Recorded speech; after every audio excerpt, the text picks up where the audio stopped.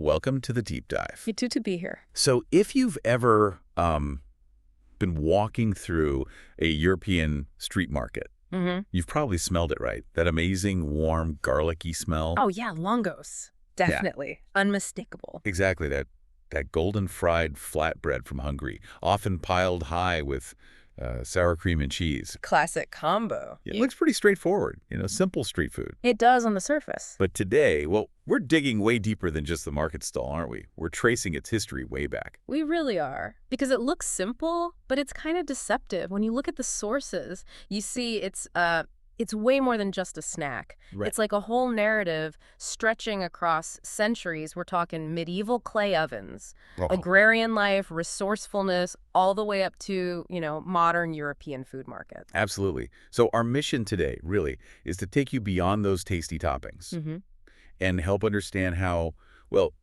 centuries of resilience, maybe scarcity, and just sheer necessity shaped this dish. Yeah, and made it into this, deeply embedded national thing, not just food. Exactly, not just a footnote. And I think the key takeaway for you right up front is that Lángos really embodies Hungarian tradition. Okay. Its whole story, it kind of sums up how, necessity really is the mother of invention. Right, adapting through huge changes. It's huge historical shifts, economic changes, yeah. But somehow keeping its core appeal. Okay, so let's dive in. Part one, the historical roots. Where should we start? Well, the name itself is the first big clue. Lángos. Right.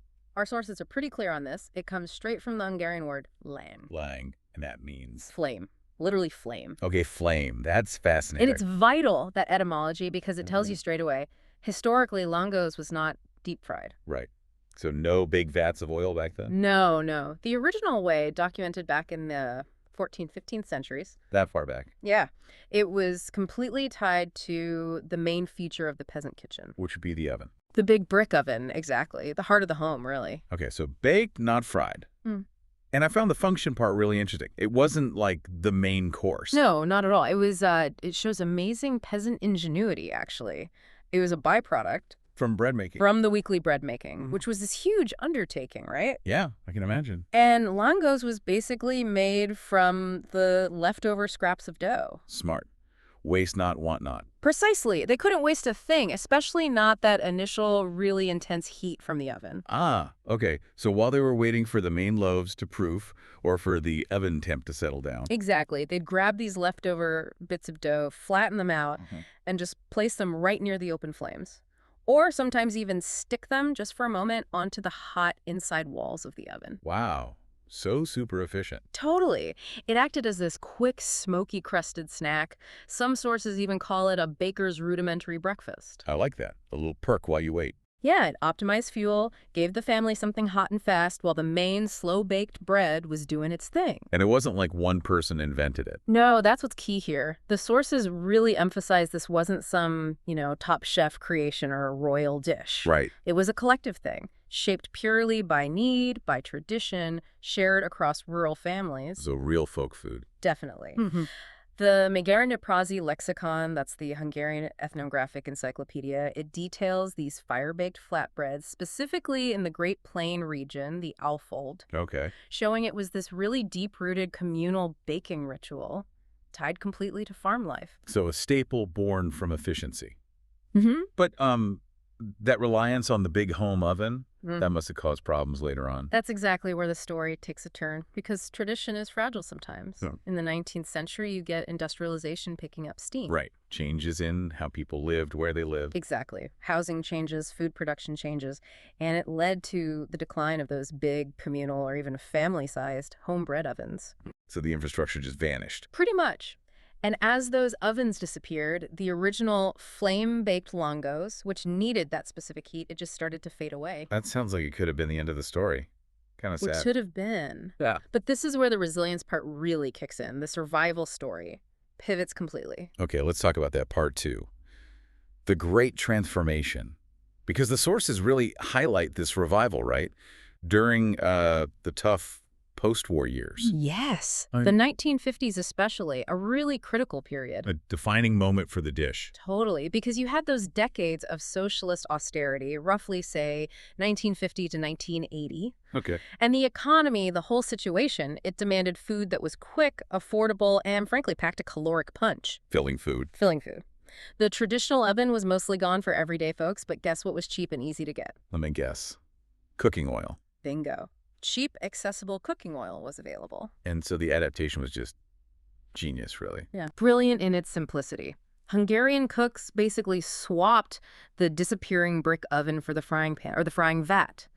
They reimagined langos by deep frying the dough instead of baking it near a flame. And that single change gave birth to the modern version. That's the one, the contemporary, pillowy, golden-fried langos we know and love today.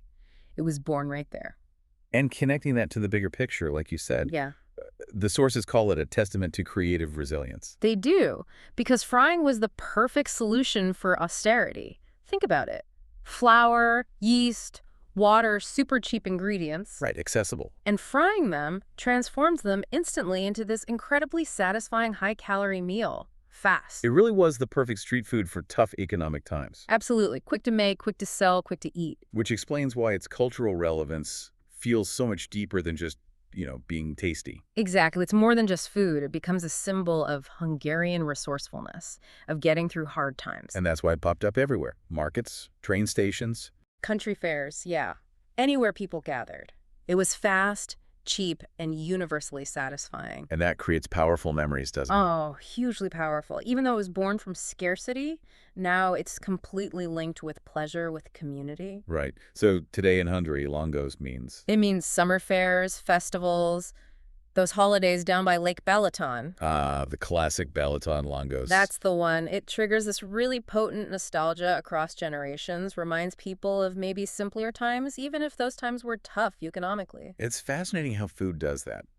Holds both hardship and celebration in one bite. And if we look outside Hungary, what about Hungarians living abroad? Yeah. For the diaspora communities, you find them in Austria, Germany, quite a few in Canada. Okay. For them, langos is like a true culinary artifact. That's a great phrase from the sources. Culinary artifact, I like that. It's this tangible thing, right? Not language, but Yeah. taste and smell that connects them directly back to their heritage back home. So even if maybe the language is fading for younger generations, Exactly. Or they've only heard stories. The taste, the texture, that smell of fresh langos, it's immediate. It's a visceral anchor to their past. so the dish really does bridge the past and present. Hungary's sort of Yeah. peasant farming past Yeah, it's the agrarian roots. with its more industrial post-war era, all through adapting how it was cooked. Driven entirely by economic and social necessity, it survived because it adapted. From fuel efficiency in the 14th century. To caloric efficiency in the 20th century. It's a story of adaptation, pure and simple. Okay, let's shift gears a bit. For the listener who's thinking, right, I want to make this, or maybe, why are some langos amazing and others? Meh. Let's get into the craft. Part 4. Culinary craftsmanship. What are the secrets? What makes a langos truly exceptional, not just, fried dough? Okay, so getting that perfect texture, that light, airy inside, crispy outside, it's subtle. It's a science. It always is with baking or frying. Right. And it starts fundamentally with the flour. You need bread flour, yes, but the key is moderate gluten content. Moderate gluten. Okay, unpack that for someone who isn't a pro baker. Why not high gluten, like for pizza? Good question. So gluten gives structure, right? If you use a really high gluten flour, the kind you want for super chewy pizza or bagels, Yeah. the langos dough becomes too stiff, it won't stretch nicely, it fights back, and crucially, it won't puff up dramatically in the oil. Okay, so too tough. What about too little gluten, like cake flour? Then it's the opposite problem. If the dough is too weak, too pliable, it just acts like a sponge in the hot oil. Ugh, greasy langos. The worst. Exactly. It absorbs way too much oil, becomes heavy, greasy. So moderate gluten gives you that perfect balance, elastic enough to stretch thin in the middle, but still tender enough to blister and puff up beautifully when it hits the heat. Balance is key. Got it. Okay, next step. Fermentation. Letting it rise. Crucial. You need those air bubbles. That's the whole point of the yeast. Right. The sources really stress you need enough resting time, usually around, say, 45 to 60 minutes. Maybe longer if it's cool. And that time lets the yeast work its magic. Yeah, it lets the yeast produce carbon dioxide, creating all those tiny air bubbles trapped inside the gluten network you just developed. And those bubbles are what expand in the oil. That's what gives you the puff. That explosive expansion in the hot oil creates the light, airy texture. Without a good proof, you just get a dense, flat, maybe even tough disc. Okay, flour sorted, proofing done. Now for the moment of truth. The frying. This feels high stakes. It kind of is. Temperature is everything here. What's the magic number? And why is it so important? The range is pretty specific. You need to keep that oil consistently between 170 and 180 degrees Celsius. That's about 340 to 355 Fahrenheit for those listening in the U.S. Right, and keeping it consistent in that range is non-negotiable. What happens if it's too cold? If the oil's too cool, the dough just sits there, soaking up oil before the crust can set. Result, greasy langos again. Too hot. Too hot, and the outside burns or gets super dark before the inside has a chance to cook through. And just as importantly, before those air bubbles can fully expand to make it light and puffy. So that precise temperature range gives you the golden color, the full cook-through, and the puffiness. All three. Uniform color, cooked interior, light texture. That's the goal. Okay, now, I love watching the vendors do this. Yeah. The stretching, they make it look so easy, pulling it thin in the middle, keeping the edges thicker. Is that just for show? Or is hand stretching essential? Oh, it's absolutely essential. It's pure function, not performance art. Really? Why not just use a rolling pin? Seems easier. Because a rolling pin would destroy the structure you just carefully built up. How so? Remember all those delicate air bubbles from the fermentation? Mm-hmm. Hand stretching allows you to gently thin out the center while preserving those air pockets, especially around the edges. You're working with the dough structure. Okay. A rolling pin just flattens everything. It compresses the dough, pushes out the air, collapses that delicate network. You'd end up with something flat, dense, maybe even chewy. That makes total sense. So the hand stretching creates that classic langos shape. Thin, often crispy center, and those big, puffy, airy edges. Exactly. It's integral to the final texture and structure. Okay, one last crucial element. That thing that makes it taste unmistakably Hungarian. Ah, yes. The finishing touch. That garlic flavor, how did they do that? Right. This is the unique, distinctly Hungarian element.